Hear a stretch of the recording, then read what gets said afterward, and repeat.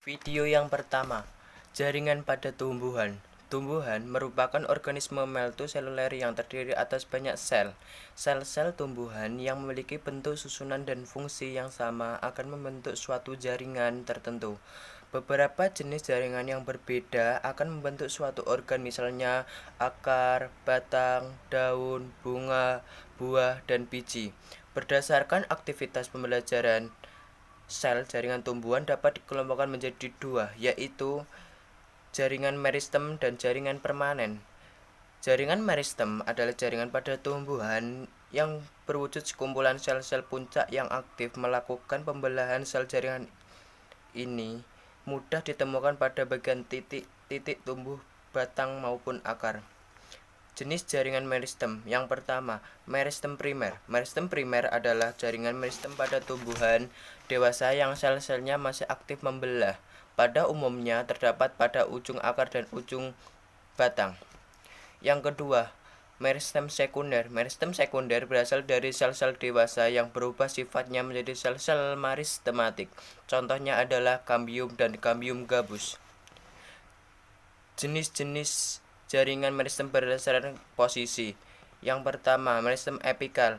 Jaringan meristem yang terdapat ujung batang atau pucuk utama, ujung batang atau pucuk latera 1 dan ujung akar. Yang kedua, meristem interkalar adalah jaringan meristem yang terdapat di antara jaringan dewasa atau jaringan yang telah berdiferensiasi. Yang ketiga, jaringan lateral. Jaringan meristem yang letaknya sejajar dengan lingkaran organ tempat dijumpainya atau berdasarkan posisinya. Sedangkan jaringan permanen adalah jaringan yang merupakan hasil pembelahan sel meristem primer dan sekunder yang sudah berdiferensiasi. Jaringan permanen sifatnya non-meristematik atau tidak aktif membelah, tidak tumbuh dan tidak berkembang. Jenis jaringan permanen berdasarkan posisinya. Yang pertama, epidermis. Jaringan epidermis adalah jaringan yang tersusun dari lapisan-lapisan sel yang menutupi organ seperti akar, batang, buah, daun, dan biji. Jaringan epidermis juga disebut jaringan pelindung karena fungsinya melindungi bagian dalam organ tumbuhan dalam pengaruh luar yang merugikan, misalkan perubahan suhu, kerusakan mekanik, hilangnya air dalam penguapan, dan hilangnya zat makanan. Yang kedua, parenkim. Jaringan parenkim merupakan jaringan yang terbentuk dari sel-sel hidup dengan struktur yang bervariasi. Jaringan ini bertanggung jawab terhadap segala proses fisiologi.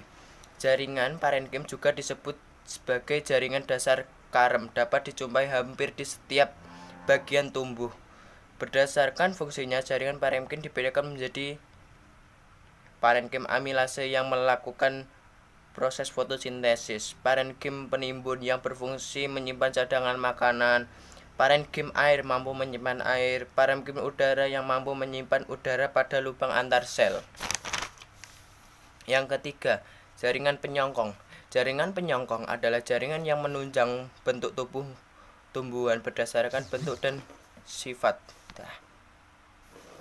Jaringan penyongkong dibedakan menjadi dua, yaitu jaringan Kolemkin dan jaringan Schlenkim. Jaringan parenkim merupakan jaringan penguat pada tumbuhan yang masih aktif mengadakan pertumbuhan dan perkembangan jaringan pada batang, daun, buah, bunga, dan akar. Jaringan sklenkema adalah jaringan penguat pada organ tumbuhan yang sudah berhenti melakukan pertumbuhan. Contohnya adalah skeroid yang ditemukan pada tempurung kelapa. Yang keempat, jaringan pengangkut. Jaringan pengangkut adalah jaringan yang berfungsi mengangkut air, garam mineral, serta makanan hasil fotosintesis. Jaringan pengangkut pada tumbuhan adalah xilem dan floem. Xilem berfungsi mengangkut air dan garam mineral dari akar menuju daun, sedangkan floem berfungsi mendistribusikan dan mengangkut zat makanan dari fotosintesis dari daun ke seluruh tubuh tumbuhan. Yang kelima, sekretory. Jaringan sekretory merupakan sekumpulan sel yang berfungsi menghasilkan suatu zat. Terdapat beberapa macam jaringan sekretory, antara lain saliran getah pada seperti pada tumbuhan karet, sel-sel resin tubuh pinus, sel-sel lendir, sel-sel penyamak, dan sel-sel merosin. Video yang kedua, organ pada tumbuhan. Organ merupakan kumpulan dari beberapa jaringan yang memiliki tujuan atau peranan tertentu dalam tubuh. Organ pada tumbuhan terdiri atas akar, batang, daun, bunga, buah, dan biji. Yang pertama, bagian akar. Bagian akar terdapat 5 bagian. Yang pertama, tudung akar. Tudung akar yaitu tudung terdapat pada ujung akar, berfungsi melindungi promestem serta membantu penetrasi akar ke dalam tanah. Yang kedua, epidermis. Sel-sel epidermis didekatkan ujung akan berkembang menjadi rambut-rambut akar, berfungsi untuk absorpsi. Yang ketiga, korteks. Korteks tersusun atas sel parenkim.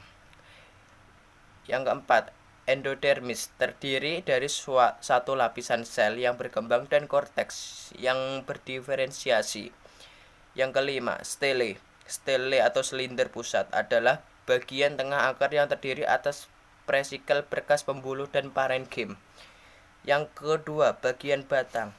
1. Epidermis. Epidermis batang terdiri atas suatu lapis sel yang tersusun rapat tanpa ruang antar sel. Korteks. Korteks tersusun dari parenkim, kolenkim, sklerenkim yang berupa serabut, skleroid, dan idologus. Bagian korteks yang paling membentuk pita Kaspari yang disebut sebagai lapisan endodermis pada tumbuhan sekelungken yang tumbuh di padang pasir, terdapat penyimpanan air di korteks. Yang ketiga, stele. Terletak di sebelah dalam epidermis, stele terdiri atas prekandium atau presikel, parenkim,